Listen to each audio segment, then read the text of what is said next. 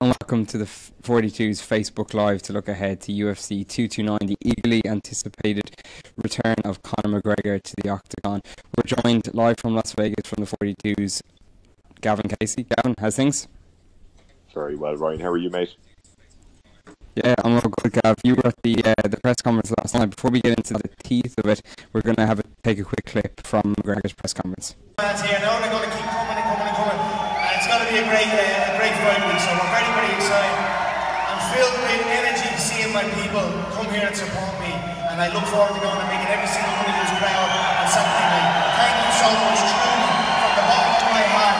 It's good to be back.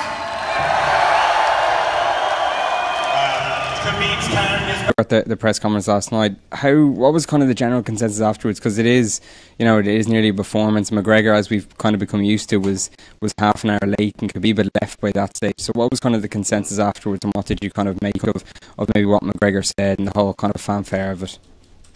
Yeah, we hear often in football like a game of two halves, and for want of a better expression, this was a press conference of three halves. It was an interesting one. Khabib came out I think he laid down a statement in a way, straight away he addressed the crowd and he said, yeah, the press conference has started. I wait for nobody.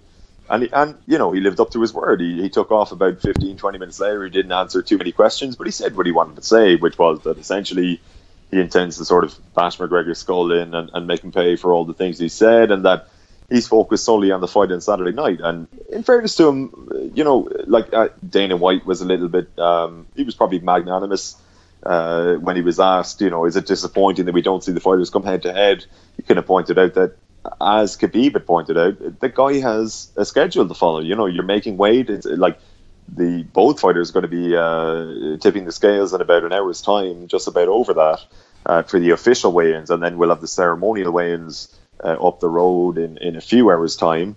And Khabib sort of stuck to his schedule. He took off. It was simple as that. And Dana White was kind of tasked with having to, kind of tide it over until McGregor arrived.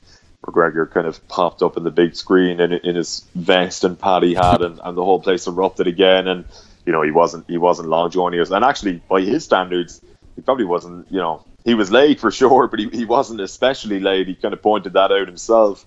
I suppose the reaction to the entire thing as an event was that it was probably a little bit underwhelming, but I think we expected that. There's only so much these guys can do. Like, they're going into the octagon on Saturday night. It's a career-defining fight for both of them, especially Khabib Nurmagomedov. I mean, this is a guy who he's 26-0, and he's a freak. I mean, he's never been beaten, of course. People will question, has he fought any real opposition? He's fighting real opposition at Saturday night, and we'll find out what he's all about.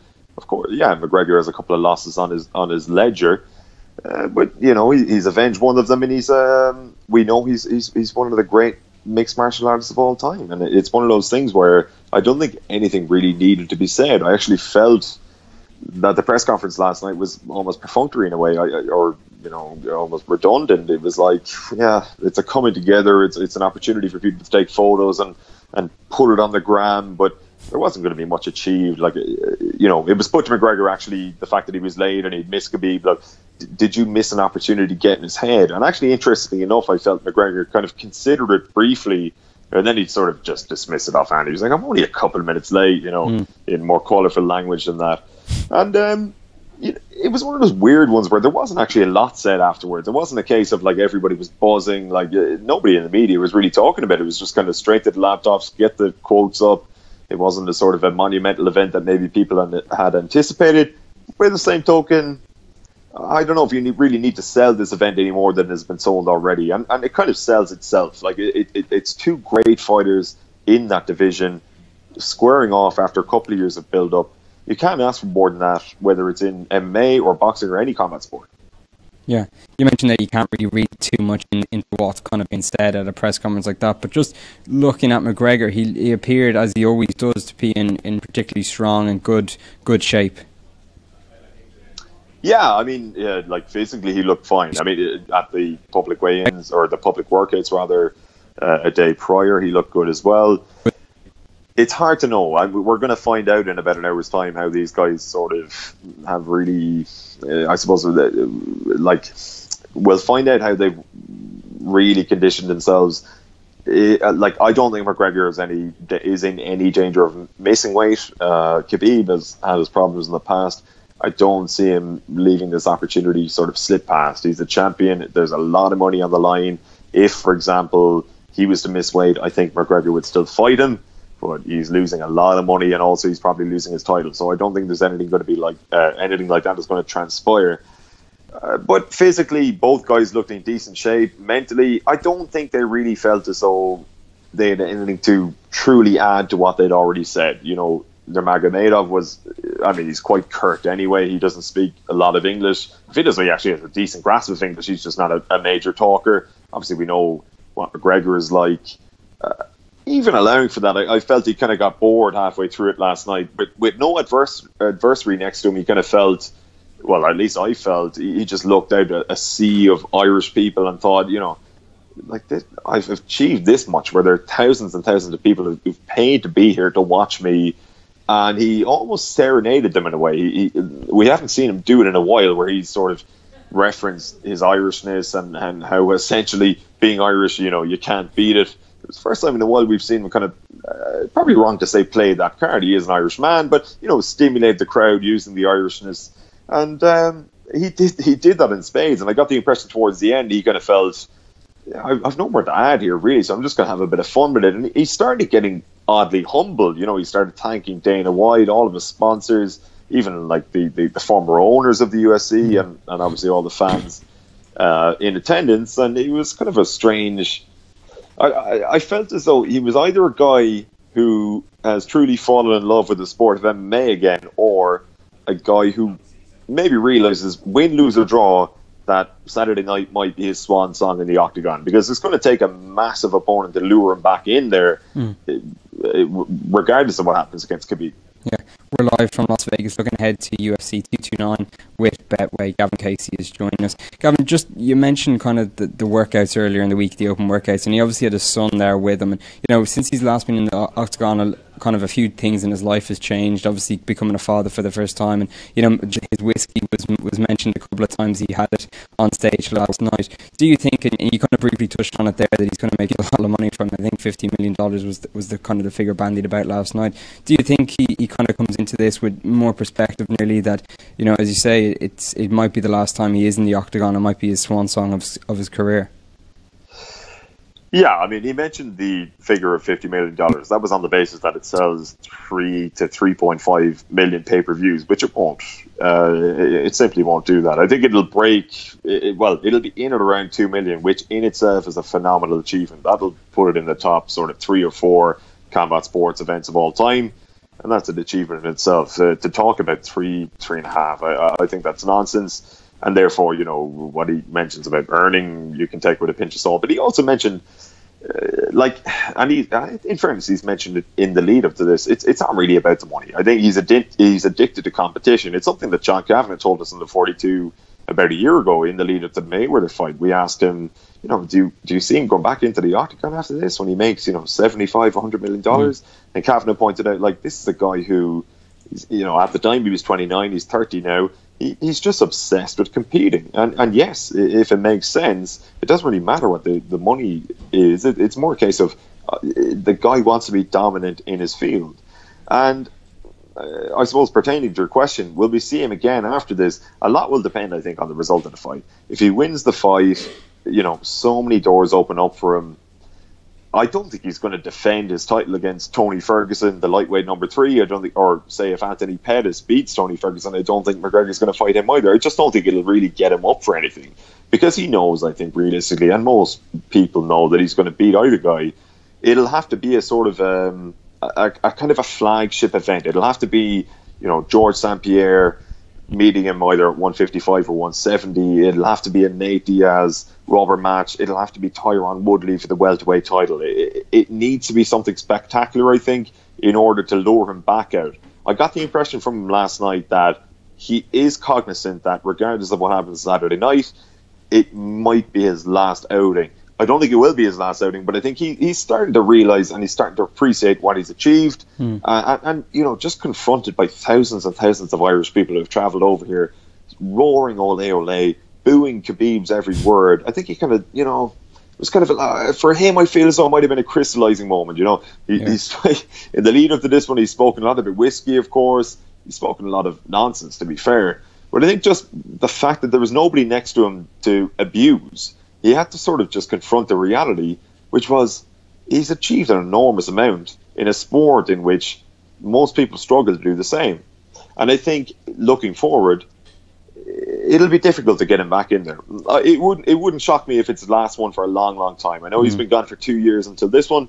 It wouldn't shock me if he's gone for another 2 years after this one. It needs to be the right opponent, and it needs to be something that will earn him the sort of 50 million paycheck that he mentioned last night. Yeah, we'll get into kind of the pre-fight atmosphere over in Vegas and then the fight itself in just a minute. But the question was posed to him last night about Dublin and a potential fight there. He had some interesting things to say. Obviously, he was very keen, and he threw that gauntlet down to Dana White, who was standing beside him. What did you read much into that, or how did you kind of see that? No, not really. I mean, like, the one thing that I will say, from a boxing perspective, I suppose I cover a lot of boxing, and Irish boxers are always very grateful towards McGregor for his support of the sport domestically, even though it's not his sport anymore. And he mentioned how he'd fight in the Ringside Club, which is just it's a room essentially off the National Stadium. He said South Circular Road, where he made my boxing debut. And I think a lot of people would appreciate that. It was him in this sort of weird 10-minute spell towards the end of the press conference where he was kind of grateful towards everybody, appreciative for everything that everybody has done. And he was quick to sort of point to his boxing roots, and that won't have gone unnoticed, I'm sure, in boxing terms. But I suppose in terms of a homecoming or some sort of a fight in Dublin, realistically, I just don't think it's feasible. I mean, you look at the money this guy's making over here. Straight away, you hop into the airport, you hop into a taxi, and people are talking immediately about the fight. It's like, oh, you're here for the McGregor fight. Yeah, I am. They start talking about what he's bringing in to the economy, the effect he has on the city, the effect that a fight week has on the city. And Dublin, as much as it would be a momentous occasion, the simple fact remains there are curfews, there are financial reasons to not do it. And I don't see him ever fighting in Dublin again, unless he, down the line, 5 fights. If he fought 5 more times and he properly started his own promotional company wherein he would have a say in it, maybe he could force it over the line at a financial loss. But right now, I don't see it. I think it was nice what he said, but I wouldn't be holding my breath on that one. It's just not feasible financially. Yeah. For now, however, the McGregor fans seem to have travelled in big numbers, as they always have done. What's kind of the pre-fight atmosphere like in Vegas? Because you touched on it there, that the locals, it is very much the talk of the town at the moment. Yeah, it's a weird one because, the perception, even before I landed over here at home, was like, it's not going to be this sort of mega event the way Mayweather was, the way even some of his previous UFC fights were. And I think that actually was spot on. I don't think it's quite the same. The only real sense of an Irish presence that I got was queuing up to get into the press conference yesterday. It was like, all of a sudden you heard the choruses of Ole, Ole, Ole, and people going crazy, and there were a few points flying and all that. But genuinely before that, there wasn't really a sort of an enormous sense of an Irish presence. And I think it's sort of off season in a way. Like, if he had fought in Vegas in the summer, you'd have a load of J1 students and things like that. It's a lot of money to get over here, and I think he appreciates that as well, and I maybe made him more appreciative of the fact that there was such a turnout at the press conference. But I wouldn't say the streets are painted green or anything like that so far, anyway. But talking to locals, they kind of expect that from today onwards. It's kind of like weigh-in day. That's when the Irish will arrive in. They're almost bracing themselves for some sort of an invasion, I suppose, from our side of the pond. And I think it'll transpire that way. But I feel as though it's not quite the kind of groundbreaking event that it used to be. I think, a lot of people have gone out here already and they've watched him fight. And for a lot of people, it's enough to do it once. It's a once-in-a-lifetime experience in a way, to go to Vegas and watch McGregor. We don't quite have the same numbers here right now. That being said, the noise yesterday was still more than significant, and I'm sure come fight night, there was some talk beforehand that it might be kind of almost split down the middle, you know, Russian people or Dagestani people and Irish people. It won't be. It'll be 90% Irish people again. But it's not quite the case that you'd be walking down the street and you're swarmed by Irish people. It's a little bit quieter than that. Yeah, sure. And we'll just get into the kind of the fight itself, Gav, because obviously the weigh-ins, as you say, are kind of later today, and finally all the talk and the pageantry is nearly over, and the fight itself, the eagerly anticipated fight. Betway, just looking at the odds before we came on air, they have Khabib slight favourite 8-13, while McGregor is 13-10. Is that kind of a general reflection of where you kind of see it at the moment, or what are you kind of thinking? No, not at all. Like I think this is a fairly straightforward fight. I think McGregor is going to drill him in a round or two. Like if I had my money on it, if I was betting on Betway or wherever, I would put my money on McGregor in rounds 1 or 2 if that's a possibility. Or like I looked at it like 3-1 round 1. I think that's worth a flutter if you're a betting man or woman. The way I see it playing out is that Khabib Nurmagomedov is a tank. There's no doubt about it. He's a beast. He comes forward. He does maul you. Like, he is a nightmare. He is the guy that people are describing him as. The problem for me, from his perspective, is that I've seen it 1,000 times before, and everybody who watches fights, whether it's MMA or boxing or whatever, they've all seen the same thing, whereby the aggressor can be the aggressor for so long, but once they taste their opponent's power, it's going to deter them. And the idea that Khabib can just march forward and maul McGregor, the biggest hitter in the lightweight division, pound for pound one of the biggest hitters in the UFC, to me is a nonsense. Like, if McGregor touches him with a jab or any sort of a kick even in the opening 30 seconds, Nurmagomedov is going to have second thoughts, and that will define the fight. I think that McGregor will have difficulty. I think he might just have enough to hold off Khabib, a couple of takedown attempts, and beyond that, I just think his left hand. Like, okay, people are talking about, okay, rust. He's been out of the octagon technically for 2 years, even though he fought in the ring a year ago.